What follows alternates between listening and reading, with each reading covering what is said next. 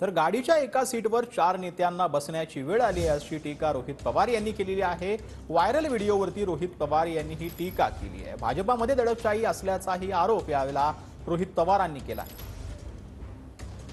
तर काल एक व्हिडिओ सर्क्युलेट केला जातोय ज्याच्यामध्ये मधल्या सीटवर 4 मोठे नेते एका सीटवर बसले होते एका गाडीमध्ये। पूर्वी एक वेगळ्या प्रकारचा रुबाब अनेक नेत्यांचा असायचा, पण आज अशी परिस्थिती झाली की सगळे एकाच सीटवर सगळ्यांना बसावं लागते। आणि दिल्लीमध्ये सुद्धा आपण जर बघितलं तर तिथं चर्चा नव्हते, तिथं आदेश दिले गेले की तुम्ही 6 सीट लढायचे, तुम्ही 8 सीट लढायचे, बाकी सगळे भाजप लढणार। हाच तर फरक आहे लोकशाहीमध्ये आणि दडपशाहीमध्ये। भाजपकडे दडपशाही आहे आणि काँग्रेस, राष्ट्रवादी आणि उद्धव ठाकरे शिवसेनेकडे लोकशाही आहे। तर आर्थिक ताकद असल्यानं भाजपची सर्वांनाच ऑफर असल्याचं रोहित पवार यांनी म्हटलेलं आहे। रोहित पवारांनी भाजपवरती ही टीका केली।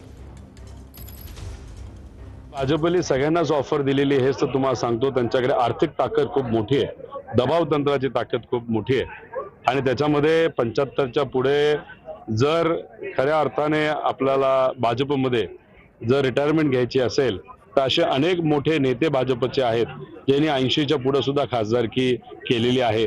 त्यामुळे आज बोलत असताना कुठेतरी अजितदादा मित्रमंडळाचे नेते जे बोलतायत त्याला पाठबळ देण्यासाठी कुठेही काही खोटं बोललं जाते असं आमचं मत आहे।